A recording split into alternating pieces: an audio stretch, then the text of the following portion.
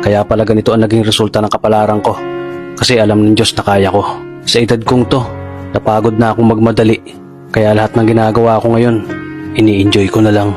Siguro sa dami na rin ng aking pinagdaanan, napagtanto ko na ang buhay ay mas malawak at mas mahiwaga pa sa mga problemang dumarating sa buhay natin.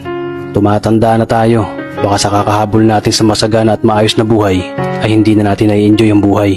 Baka nabubuhay na lang tayo dahil nape-pressure tayo sa sasabihin ng ibang tao.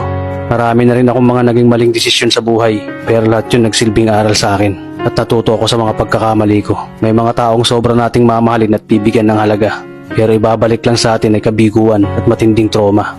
Kaya wag nating lilingunin ng mga taong tulad nila dahil mas payapa kapag hindi ka na interesadong malaman pa kung ano pang balita sa kanila. At wag mong idepende ang sarili mo sa kahit kanino.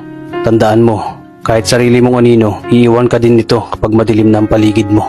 Kailangan natin matutunan na huwag ikumpara ang sarili natin sa iba dahil hindi natin laban ang laban nila. Karera mo to, di nila karera. Dahil ang buhay ay hindi naman nasusukat sa kung sino ang mayaman, kundi kung sino ang payapa.